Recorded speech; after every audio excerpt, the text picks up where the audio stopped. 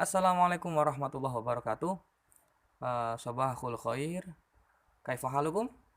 Alhamdulillah.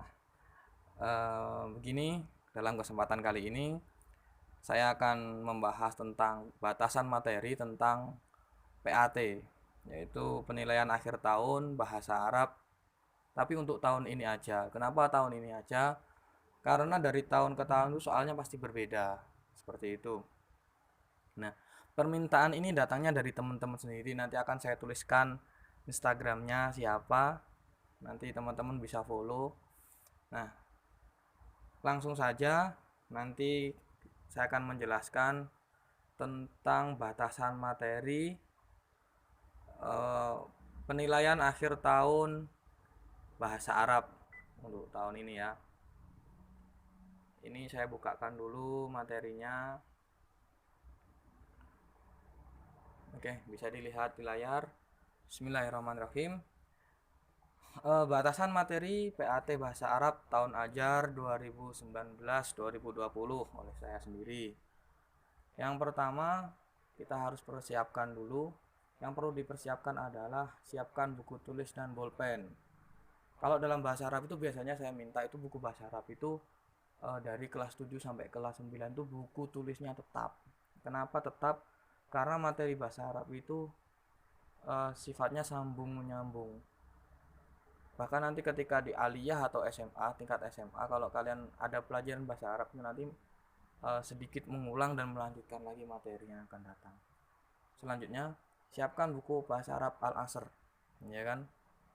Buku bahasa Arab Al-Asr ya, karena ini untuk Muhammadiyah, jadi Al-Asr itu memang untuk kalangan Muhammadiyah. Selanjutnya, jangan lupa cuci kaki, cuci tangan, kalau perlu pakai masker ya kan, ini untuk kesehatan kita belajar pakai masker. Kalau nggak nyaman ya nggak usah dulu aja. Sedikit camilan, siapkan sedikit camilan. Nanti karena kita belajar bahasa Arab, katanya bahasa Arab itu adalah pelajaran yang bulat, sedikit ribet. Ada yang nulis saja nggak bisa kok, pelajarannya berat pak. Ya. Nggak, sebenarnya nggak seberat itu, asalkan kita rajin. Rajin aja, yang diminta sama guru itu sebenarnya rajin aja. Kita lanjutkan persiapannya. Dilanjutkan doa sebelum belajar dan eh, sesudah belajar. Oh, doa sebelum belajar dan sebelum makan, ya kan? Nah, jadi kita kenapa ada doa sebelum belajar, ada doa sebelum makan? Karena nanti saya yakin ketika ada sesi boring, kalian ada makan juga, ngemil tadi cemilan. Oke, kita lanjutkan aja langsung ke materi. Oke, yang pertama adalah ini untuk kelas 7 ya. Yang pertama memahami kosakata. Kosakata ini seperti biasanya kalau dalam pelajaran kita bahasa Arab itu ada kosakata kan yang biasanya kita terjemahkan. Contohnya ada babun, pintu, misbahun, lampu, saburotun, papan tulis. Nah, itu dari bab yang sudah ada. Nanti akan saya tunjukkan babnya. Dari bab yang sudah ada itu nanti kita pelajari. Nah, kosakatanya tentang bab apa saja? Nah, ini sudah ada. Yang pertama ada fil baiti, nah, itu di rumah.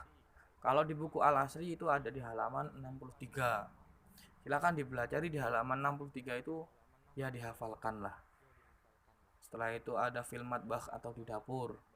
Kosakata-kosakata terkait dapur, baik itu piring, baik itu gelas, baik itu sendok, itu teko, itu silahkan dihafalkan, dipahami.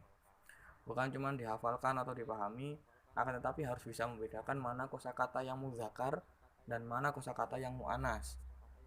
Muzakkar itu apa, muannas itu apa, sebenarnya itu sudah menjadi materi kemarin, sudah dicatat juga, sudah merangkum juga. Ya, saya sedikit mengingatkan saja kalau muzakkar itu condong ke jenis laki-laki. Kalau muannas untuk perempuan. Untuk ciri-cirinya, yang muannas itu ada tak marbutohnya, kalau muzakkar tidak ada tak marbutohnya. Itu hanya sekilas saja karena kemarin sudah sempat dijadikan tugas atau resum kan. Nah, yang kedua ada angka. Angka itu ada dua. Yang pertama angka jumlah, yang kedua adalah angka berurutan. Untuk yang pertama, angka jumlah teman-teman. Angka jumlah adalah angka yang menunjukkan jumlah benda yang dimaksud, atau disebut juga dengan angka biasa. Contohnya mungkin ada 5 rumah, ada 8 kursi, ada 4 piring. Itu adalah angka jumlah yang menunjukkan jumlah daripada benda, jumlah daripada benda yang dimaksud. Kita lanjutkan, misalkan contoh di sini ada 3 atau salah satu. 5 ada khomsun ya.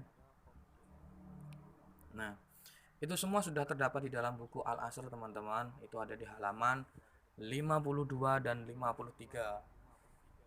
Mungkin kalau ada teman-teman yang nggak punya bukunya bagaimana? Ya silahkan searching ya kan. Itu kalau dalam bahasa Inggris itu kalau nggak salah ada ordinal dan cardinal number. Jadi angka biasa dan juga angka yang berurutan, angka yang menunjukkan jumlah dan juga angka yang menunjukkan urutan-urutan seperti itu. Itu tadi untuk angka jumlah ya. Contoh penggunaannya. Nah, di sini ada contoh salah satu buyutin. Salah satu buyutin di sini memiliki arti 3 rumah ya, 3 rumah dan khomsu sholawatin gitu ya. Khomsa sholawatin atau khomsu sholawatin? Kurang paham saya. Khomsu sholawatin insyaallah. Itu adalah 5 sholat.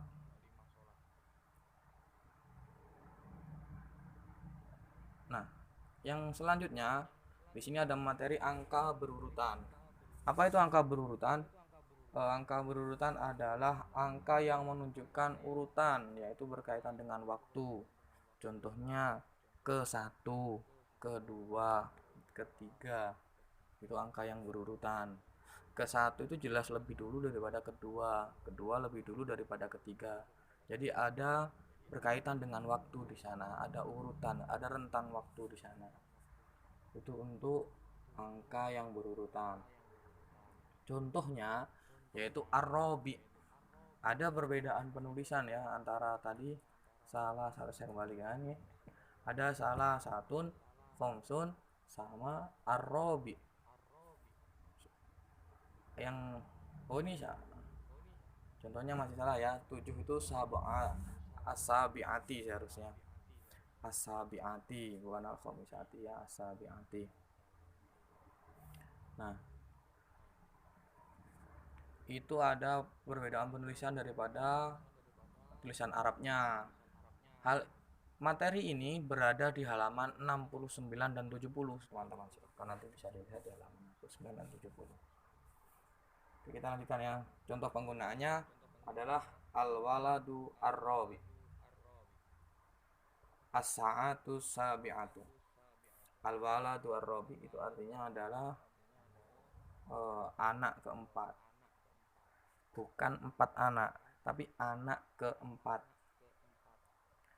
Yang selanjutnya as-sa'atu sabi'atu adalah jam 7 atau jam apa ya? Waktu jam 7 yang menunjukkan jam 7, pukul 7. Oke, selanjutnya ada di halaman 53 dan 54 buku Al-Asr. Nah, saya buka tentang al-mufrad, al-musanna wal jama'. Apa itu? Yang pertama adalah al-mufrad dulu. Al-mufrad adalah kata benda yang menunjukkan jumlah satu, yaitu kata benda yang jumlahnya itu tunggal. Satu benda itu disebut dengan mufrad. Contohnya baitun sama sohnun. Baitun itu berarti seandainya itu diartikan secara spesifik adalah satu rumah. Sohnun adalah satu piring. Kita lanjutkan. Musanna sekarang, yaitu kata benda yang menunjukkan jumlah 2. Ada contohnya enggak ya? Ada. Ya, contohnya adalah baitani dan sohnani. Baitani di sini artinya adalah 2 rumah. Sohnani adalah 2 piring. Nah, yang terakhir adalah jamak. Kata benda yang menunjukkan jumlah 3 atau lebih. Jadi 3 seterusnya itu disebut dengan isim jamak. Materi ini bisa dilihat di halaman 53 sampai 54, 53 dan 54 lebih tepatnya. Jadi di situ ada kolom-kolom, ada tabel apa namanya, isim mufrad, isim musanna, isim jamak. Itu nanti keluar dalam ujian, itu silahkan dibuat bahan belajar seperti itu. Untuk contohnya yang jamak itu seperti apa, Pak? Ini contohnya, ada buyutun, ada suhunun. Nah, ketika ada kata buyutun, berarti itu menunjukkan rumah ini lebih dari dua, lebih dari dua, betul, tiga atau lebih. Kita lanjutkan ya. Yang empat adalah silsilah keluarga. Silsilah keluarga dalam bahasa Arab pastinya. Ini contohnya ada kakek, nenek gitu. Wah, ini salah gambar ini opa. Ya, ini ada bahasa Korea ternyata. Bukan ya, bukan ini ya. Nah, lanjut aja. Oh, bukan itu. Itu intermezzo itu buat orang-orang yang suka sama opa. Ini ada di halaman 91, bisa dilihat di buku halaman 91. Seperti ini gambarnya. Ada umun, ada abun gitu kan. Nah, kalau dalam bahasa Arab itu paman dari ayah dan paman dari ibu itu dibedakan. Itu ada amun sama kholun, amatun sama kholatun. Nah, itu nanti di materi di buku paket sudah ada. Jadi ini hanya sebatas batasan materi saja. Nanti lebih lengkapnya, lebih gamblangnya bisa dilihat di bukunya masing-masing atau catatannya masing-masing. Oke, terima kasih. Nah, di sini ada kenapa sih Pak kok harus dibuat dari YouTube? Saya lagi buat nge-channel, lagi belajar nge-channel yang pertama. Yang kedua, kenapa saya posting di YouTube? Karena di YouTube itu adalah salah satu cara untuk menyimpan dokumen atau galeri, foto dan sebagainya itu secara gratis gitu. Jadi diupload dan kita nggak takut untuk hilang. Nah, mudah-mudahan kalau misalkan ini jadi channel yang bagus ya, ada banyak request, silahkan di subscribe, mungkin bisa menjadi tambahan rezeki ya, bisa kalau banyak sih ya, mudah-mudahan aja. Nah, untuk channel ini masih bingung. Nah, pengennya buat konten yang seperti apa, isi kontennya seperti apa, apakah curhatan guru ataukah diskusi sama teman-teman, ya, masih belum tahu kontennya seperti apa. Sebenarnya saya gabung di YouTube itu sudah lama tapi nggak tahu mau buat channel seperti apa. Atau mungkin ada yang kemarin ada usul Q&A atau apa ya namanya, question and answer ya gitu.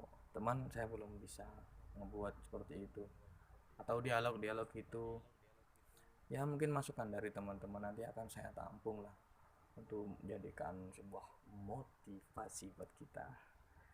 Oke, mungkin itu yang bisa saya sampaikan. Mudah-mudahan menjadi bahan belajar dan bermanfaat. Kurang lebihnya mohon maaf. Penutup dari saya, mudah-mudahan ujiannya lancar. Jadilah orang yang jujur, adil, bermartabat, dan selalu cerdas. Assalamualaikum warahmatullahi wabarakatuh.